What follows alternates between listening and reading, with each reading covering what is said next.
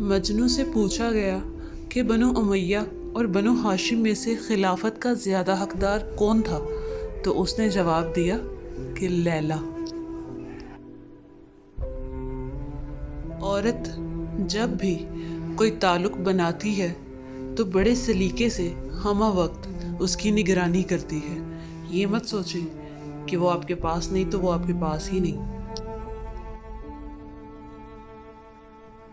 مرد عورتوں کو مضبوط بننے کے لیے تو کہتے ہیں، لیکن وہ خود کو ان مضبوط عورتوں کے لیے تیار نہیں کرتے۔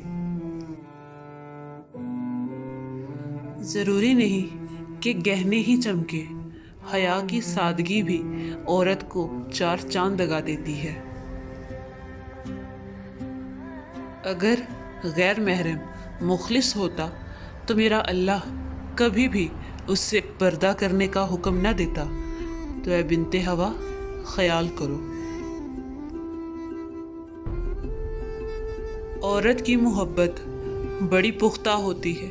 موسم، حالات، مقام، دکھ یا سکھ، کچھ بھی ہو، نہ تو بدلتی ہے، نہ ہی کم ہوتی ہے، اور نہ ہی کسی اور سے منسلک ہوتی ہے۔ یعنی کہ عورت ڈھیٹ محبت کرتی ہے۔ مردانگی کی بہترین سطح یہ ہے کہ کسی مرد کی وجہ سے کوئی عورت بد کردار نہ کہلائے۔ عورت محبت، تحفظ اور عزت کے نام پر جتنی اپنی تذلیل کرواتی ہے نا، اس کا اسے خود بھی اندازہ نہیں ہوتا، اور جب اندازہ ہوتا ہے تب ہاتھ میں نہ محبت رہتی ہے، نہ عزت اور نہ ہی تحفظ۔ عورت آسانی سے رنگوں کے درمیان فرق کر سکتی ہے، لہٰذا وہ جب آپ سے کہے کہ آپ بدل گئے ہیں تو اس سے بحث نہ کیا کرے۔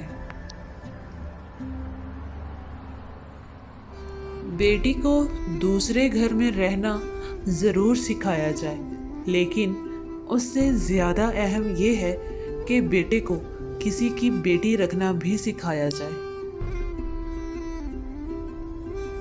اتنا مسکراؤ کہ دکھ اکتا جائیں آپ سے، اتنا مسکراؤ کہ ضبط داد دے اور لوگ پاگل کہیں۔ عورت نکاح نامے پر سائن کس لیے کرتی ہے؟ ذلت، دھتکار، بے عزتی، طنز، تحقیر، محرومیوں کے لیے؟ کیا یہ سب برداشت کرنے کے لیے شادی کی جاتی ہے؟ کیا اسی عذاب کو جھیلنے کے لیے قبول ہے کہا جاتا ہے؟ نامحرم کی محبت میں گمراہ ہو کر اللہ سے شکایت نہ کرے، کیونکہ جس رشتے کی اسلام میں گنجائش ہی نہیں، اس میں بھلا برکت کیسے ہو سکتی ہے؟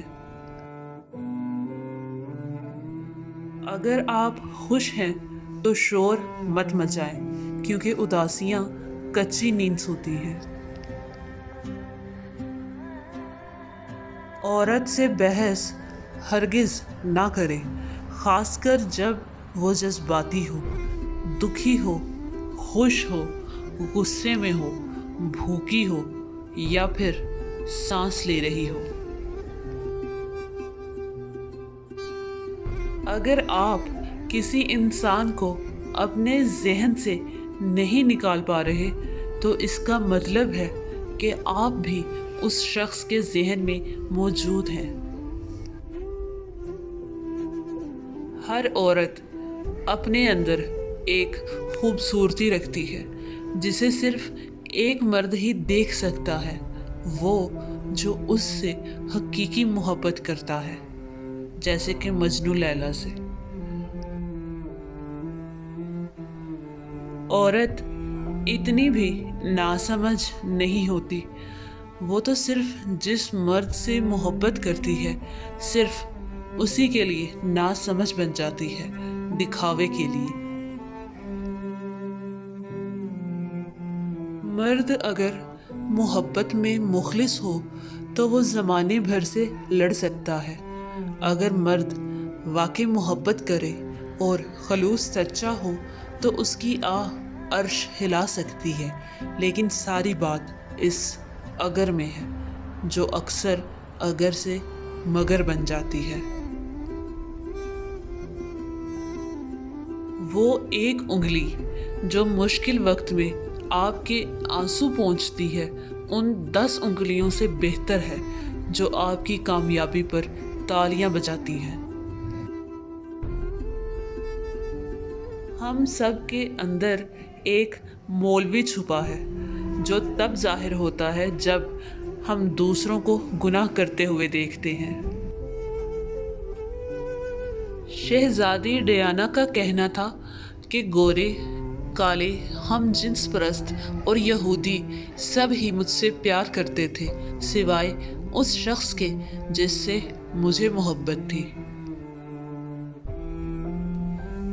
जिस मर्द की नज़र में मोहब्बत फ़कत लिबास उतारने का नाम है, उसके लिए महबूबा और तवाइफ में कोई फ़र्क नहीं होगा।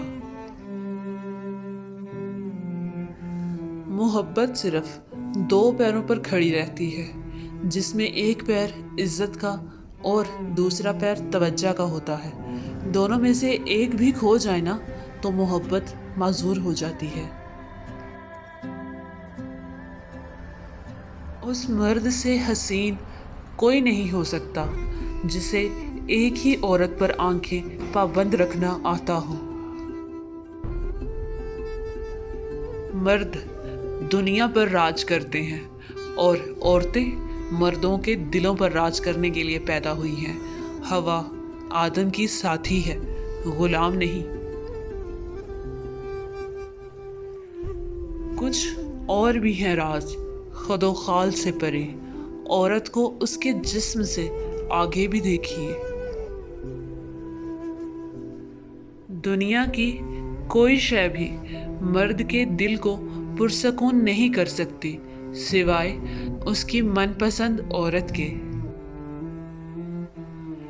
कहते हैं कि मर्द तो इस सोच से ही मर जाता है कि उसकी पसंदीदा औरत को कोई और हाथ लगाएगा। एक मर्द वहाँ रह सकता है जहाँ वो सुकून में हो, भले उसे सुकून में रखने वाली जैसी भी दिखती हो। अगर आप ये समझती हैं कि आपका हसीन होना काफ़ी है, तो यहाँ बहुत सी हसीनाएं तलाकशुदा हैं।